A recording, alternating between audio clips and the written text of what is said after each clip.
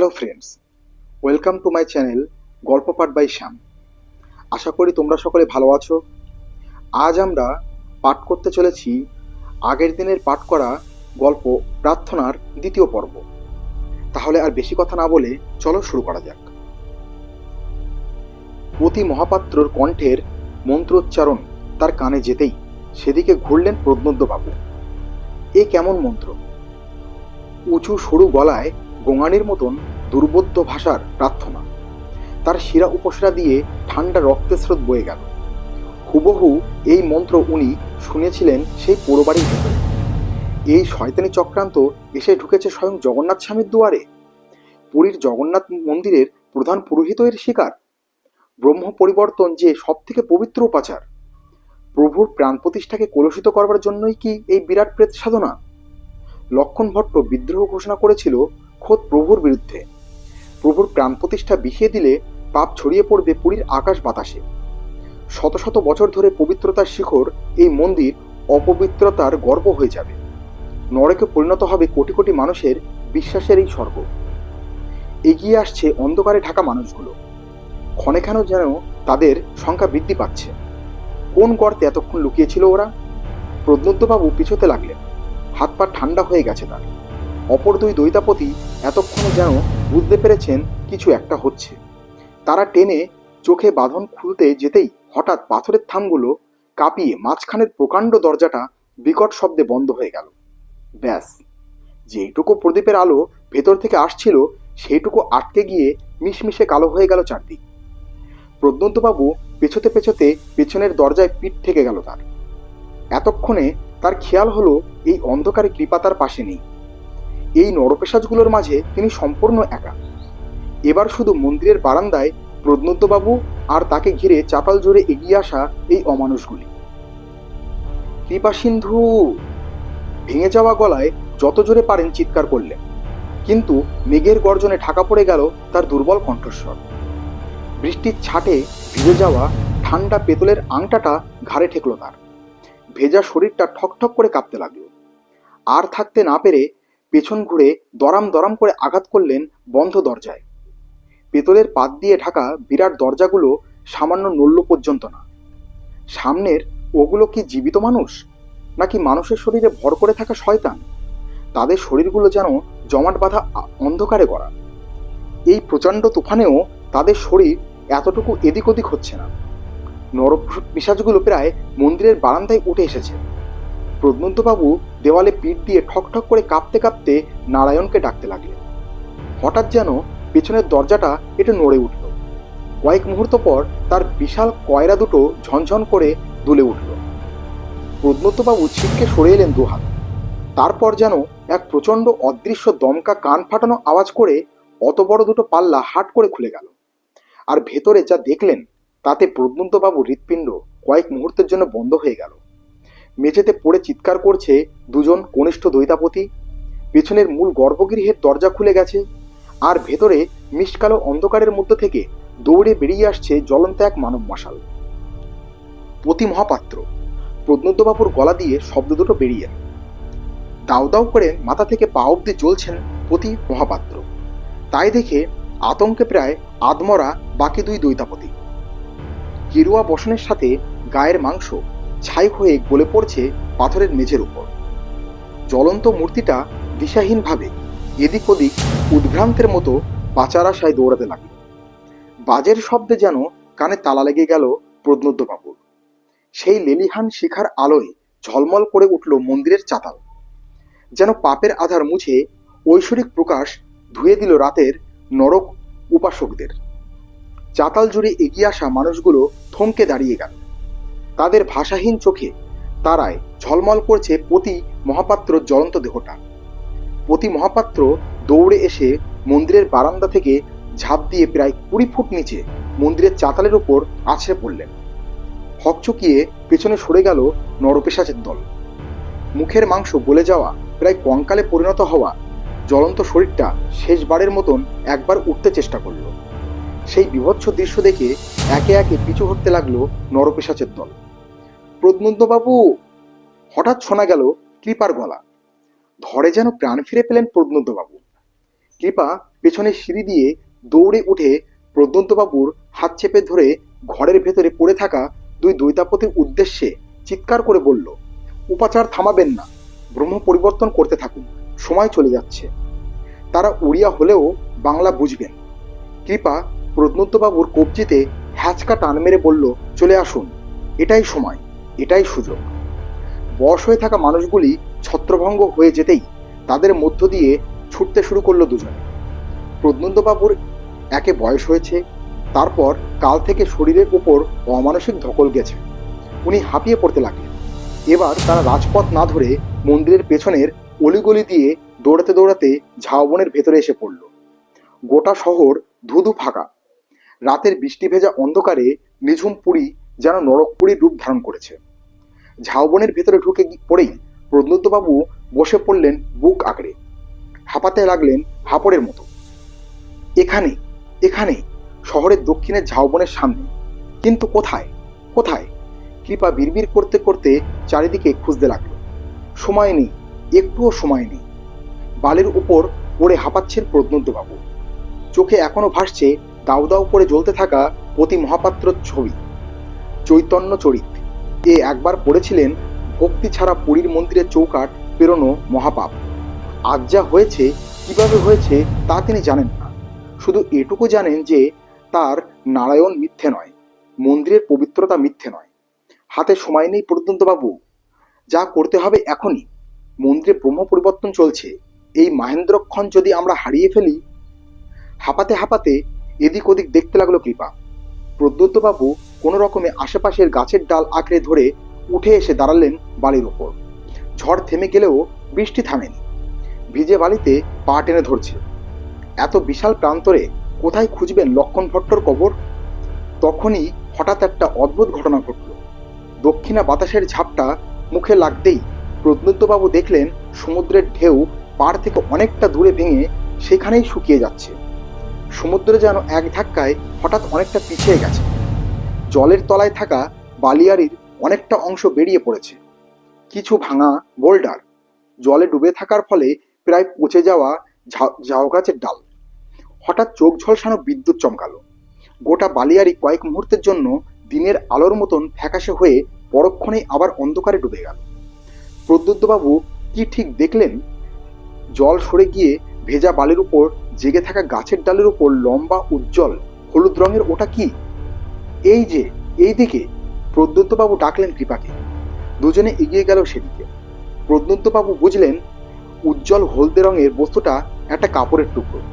টেনে সেটা ডালের থেকে ছাড়াতেই কাপড়ের বাকি অংশটা বালির তলা থেকে উপরে বেরিয়ে এলো। প্রদ্যুৎবাবুর হাত কাঁপতে লাগলো। সারা শরীরে খেলে গেল বৈদ্যুতিক শিহরণ।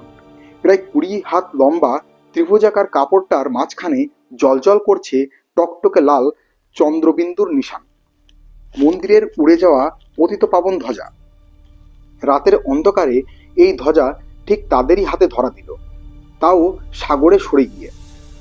এখানেই হবে, প্রদ্যুৎবাবু উত্তেজিত হয়ে বললেন, চলুন খুঁড়ি। দুজনে দুটো শক্ত ছুচালো ডাল জোগাড় করে ভিজে বালি খুঁড়তে লাগলো। 1 ফুট, 2 ফুট, 3 ফুট। একসময় জল উঠে এলো বালির ভেতর দিয়ে। তারপর হঠাৎ যেন কিছু একটা ভাঙার শব্দ। দুজনে মুখ চাওয়াচাই করলেন। কৃপা হাত ঢোকালো ভেতরে। বালি সরাতেই তলা থেকে বেরিয়ে এলো ভাঙা পাঁজরের টুকরো। বালি আরেকটু সরাতেই দেখা গেল তালগোল পাকানো একটা নরকঙ্কালের হাতের হাড়গুলো পেঁচিয়ে ধরে রেখেছে কালো হয়ে সামুদ্রিক আগাছা জন্মে যাওয়া একটা কালো পাথরের ঢাকনা দেওয়া পাত্রকে। কৃপা টেনে বের করে আনলো পাত্রটাকে। তারপর গায়ের জোরে একটা হ্যাচকা টান মারতেই ঢাকনাটা উপড়ে চলে আসলো। ভেতরে কি আছে তা অন্ধকারে বোঝা না গেলেও পাত্রটির ওজন বলে দিচ্ছিল যে সেটি খালি নয়। কৃপা পাত্রটাকে দুহাতে তুলে ধরল। তারপর পায়ের কাছে যেখানে ঢেউ ভাঙা জল এসে বালিতে মিশে যাচ্ছে সেখানে উপর করে দিল। ভেতর থেকে ধুলোর মতো অনেকটা পরিমাণ কালচে গুঁড়ো হাওয়ায় মিশে অদৃশ্য হয়ে গেল। প্রদ্যুৎবাবুর হঠাৎ যেন মনে হলো পায়ের তলার বালি সরে যাচ্ছে, যেন পুরো প্রান্তরের বালি কেউ টেনে সমুদ্রের দিকে নিয়ে যেতে চাইছে। প্রদ্যুৎবাবু তাকালেন কৃপার দিকে। কৃপার মাথার পেছনে প্রায় 20 হাত উঁচু হয়ে কালো পাহাড়ের মতো উত্তাল জলরাশি ছুটে আসছে তাদের দিকে। কৃপার হাতের পাত্রটা পড়ে গেল বালির উপর, কৃপা কিছু বুঝে ওঠার আগেই পর্বত প্রমাণ উঁচু ঢেউটা আছড়ে পড়ল তাদের উপর। প্রদ্যোতবাবু প্রায় উড়ে গিয়ে ছিটকে ঢুকে গেলেন ঝাউবনের ভিতরে। জলের তোড়ে চোখের সামনে প্রকাণ্ড প্রকাণ্ড গাছগুলো পাটকাঠির মতন ভেঙে ভেঙে আছড়ে পড়তে লাগলো জলের উপর। প্রদ্যোতবাবু কোনো রকমে আঁকড়ে ধরলেন একটা ঝাউ গাছের বুড়ি, কিন্তু পরক্ষণেই জলে ভেসে আসা একটা মোটা ডাল সপাটে এসে বাড়ি মারল তার পাঁজরে। কিছু বুঝে ওঠার আগেই চারিদিক অন্ধকার হয়ে গেল তার। নির্জন বালিয়াড়ির ভেতর জলের তলায় নিশ্চিহ্ন হয়ে গেল লক্ষণ ভট্টর নশ্বর অবশেষ। তারই সাথে সাগরের জলে ধুয়ে গেল মহাপিশাচের যজ্ঞের ছাই।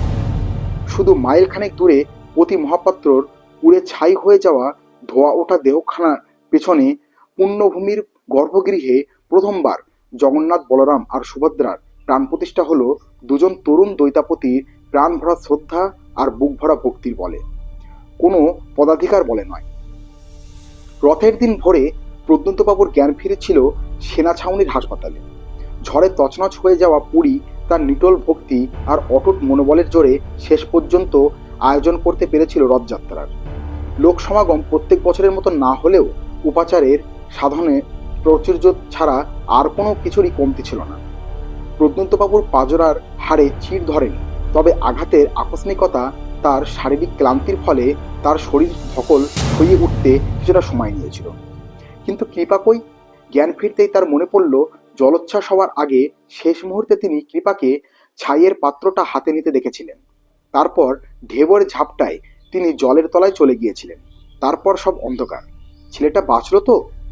আহা, এইটুকু বয়সে পরিবার পরিজন ত্যাগ করে সন্ন্যাসী হয়েছে সে।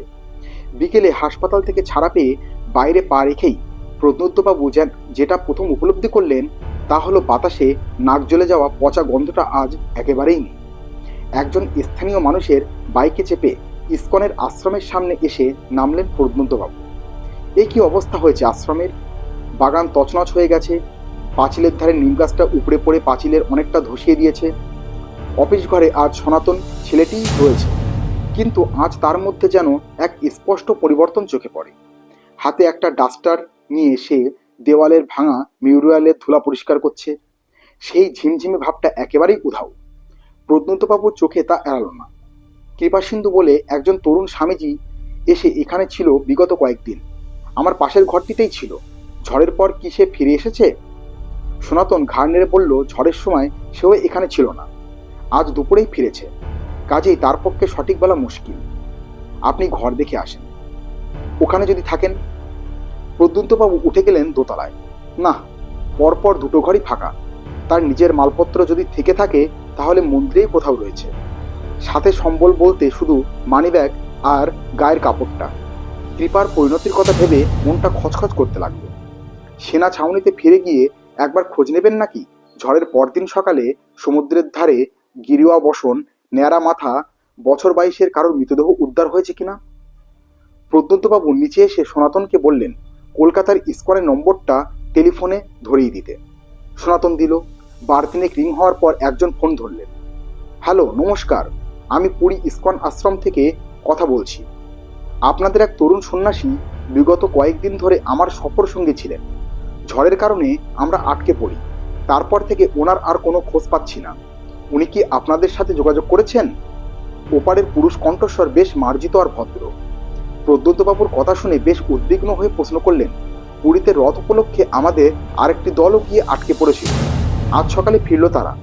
আপনার সাথে যিনি ছিলেন তার নাম কি? নাম কৃপাসিন্ধু, পদবী বলেননি। কয়েক সেকেন্ড কোনো উত্তর নেই। প্রদ্যোতবাবু প্রশ্ন করলেন, শুনতে পাচ্ছেন? আজ্ঞে, ওই নামে তো কেউ। বয়স কেমন হবে? ওপারের কণ্ঠস্বরে ধোঁয়াশা। তা বছর 23-24। বাঙালি? আজ্ঞে হ্যাঁ, পুরো দস্তুর। না, অত কম বয়সী বাঙালি সেবায়িত তো কেউ নেই এখানে। একজন বছর 24-এর গোসাই আছেন বটে, তবে সে ঝাড়খণ্ডের। আপনি ঠিক জানেন সে কলকাতা ইস্কনেরই অন্তর্ভুক্ত। প্রদ্যোতবাবু আর কথা না বাড়িয়ে ফোন রেখে দিলেন। হাত কাঁপছে তার। তিনি কার সাথে সময় কাটালেন এতদিন? সেই ধৌলি এক্সপ্রেসে আলাপ। কৃপা নিজে তাকে বলেছিল সে ইস্কনের প্রভু চিন্ময়ানন্দের কাছে দীক্ষিত হয়ে কলকাতা ইস্কনের সাথে যুক্ত হয়। তাহলে কি সব মিথ্যে? কিন্তু কেন? তাকে মিথ্যে বলবার প্রয়োজন কি ছিল? কিন্তু তার বেশভূষা, কথাবার্তা, সবই যেন সন্ন্যাসী সুলভ। ভাবতে ভাবতে বসে পড়লেন প্রদ্যুৎবাবু। পাজরার ব্যথাটা যেন হঠাৎ বেড়ে গেল। পূবের আকাশে আবার মেঘ ঘনিয়ে আসছে। দুজন ছাপাই কর্মী একটা বড়সড় বাক্স অফিসের দুয়ারে এনে রাখলো। জিজ্ঞেস করতে জানতে পারলেন বৈকুণ্ঠপতি মারা যাওয়ার পর এই প্রথম তার ঘরটা সাফ করা হলো। তার শ্রাদ্ধ শান্তি হয়ে গেলে পর ঘরটা অন্য কাজে ব্যবহার করা হবে। শিরশিরে হাওয়া দিচ্ছে বাগান জুড়ে। প্রদ্যুৎবাবু শীত করতে লাগলো। উনি এগিয়ে গিয়ে বাক্সর ডালা খুলে ভেতরে উঁকি মারলেন। গোটা কত কৌপিন, একজোড়া গেরুয়া লুঙ্গি, কিছু ছোটখাটো নিত্য প্রয়োজনীয় দ্রব্য ছাড়া তার মধ্যে রয়েছে বেশ কয়েকখানা বই। প্রায় সবকটা বই একরকম দেখতে, কালো চামড়ায় মোড়ানো। উপরে কোনো নাম নেই। এক ঝলক দেখলে পুরনো ডায়েরি বলেও ভুল হতে পারে। তাদের মধ্যে একটা বই তুলে নিলেন প্রদ্যুৎবাবু। প্রথমে বেশ কয়েকটা পাতা খালি, তারপর একের পর এক পাতায় শুরু হলো ছবি। প্রথমে চক্রাকার সব নকশা, তারপর একে একে যেন ছবির বীভৎসতা বাড়তে লাগলো। এমন সব প্রাণীর কিংভূত কিমাকার হাতে আঁকা ছবি বেরোতে লাগলো যাদের ইহজগতে আদৌ অস্তিত্ব আছে বলে প্রদ্যুৎবাবু কখনই শোনেননি। দ্বিতীয় বই তুলে নিলেন প্রদ্যুৎবাবু। সেই একই ব্যাপার। প্রথম কয়েক পাতা খালি, তারপর বেরোলো লেখা। ভাষাটা উড়িয়া, বাংলা করলে যার মানে দাঁড়ায় বলিদান। আধার যোগে মহাপিশাচ মতে কত রকমভাবে বলিদান সম্ভব তার কদর্য সব বিবরণ। চোখের পাতা চিরে রক্ত নিবেদন।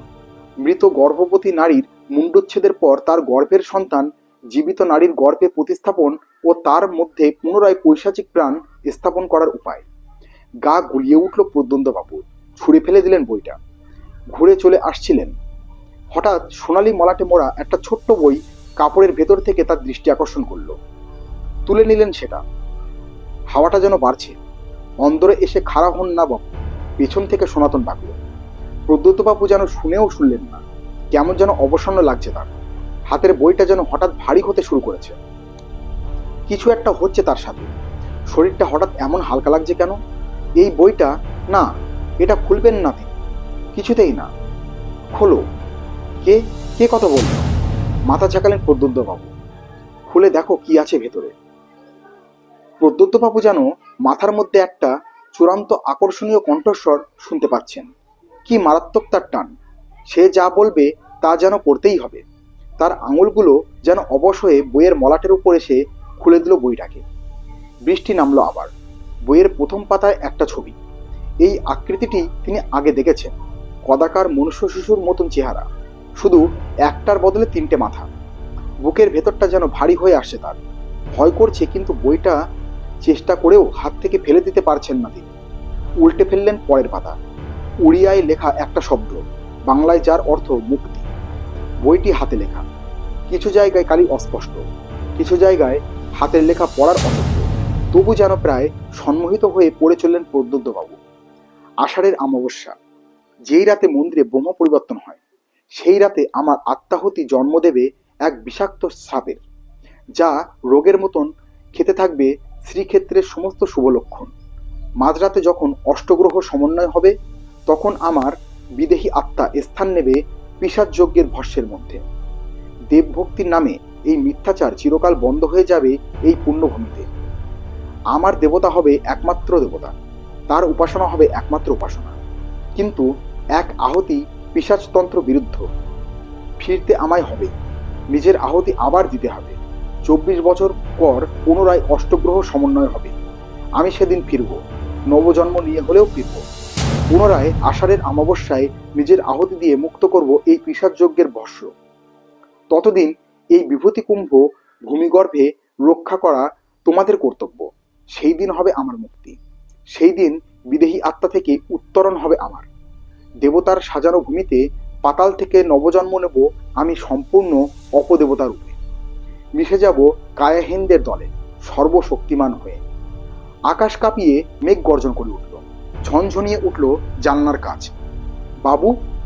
বৃষ্টির মধ্যে পেছন ফিরে দাঁড়িয়ে রয়েছেন প্রদ্যুৎবাবু। ভিজছেন কেন? অন্দরে আসুন। সনাতন আবার হাত দিল। নড়লেন না প্রদ্যুৎবাবু, যেন কথা কানেই যাচ্ছে না তার। মূর্তির মতন নিশ্চল। খটকা লাগলো সনাতন। পায়ে পায়ে বেরিয়ে এসে তাকালো প্রদ্যুৎবাবুর মুখের দিকে।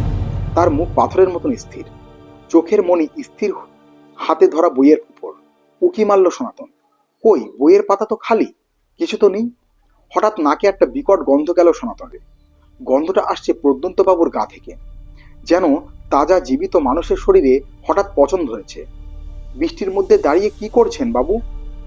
প্রদ্যুন্তবাবু উত্তর দিলেন না, মুখ খুললেন। গোঙানির মতন একটা শব্দ বেরোলো। বারবার করতে লাগলেন সেই একই রকম শব্দ। বইয়ের সাদা পাতার উপর চোখের মণি সরতে লাগলো, বাদিক থেকে ডান দিকে, যেন কোনো অদৃশ্য লেখা শুধু তার চোখে ধরা পড়ছে। ভয় পিছিয়ে এলো সনাতন। এবার গলা তুললেন প্রদ্যুন্তবাবু, সেই দুর্বোধ্য মন্ত্রোচ্চারণ, যেন একটানা মৃত্যু পথযাত্রীর গোঙানি, যেন নরক যন্ত্রণায় কাতরানোর শব্দ। সেই নারকীয় প্রার্থনা করে চলেছেন প্রদ্যুৎ মজুমদার। চোখে ভাষা নেই, মুখে অভিব্যক্তি নেই, যেন এক জীবন্ত লাশ। সেখান থেকে দূরে মন্দিরে এখন ভক্তের সংখ্যা কম। পুরীর পরমেশ্বর এখন অবস্থান করছে পুরীর বাইরে। মন্দিরের গর্ভগৃহ আজ ফাঁকা। শেষ হলো প্রার্থনা। সকলে ভালো থাকবেন, আর পারলে চ্যানেলটিকে সাবস্ক্রাইব করবেন। ধন্যবাদ।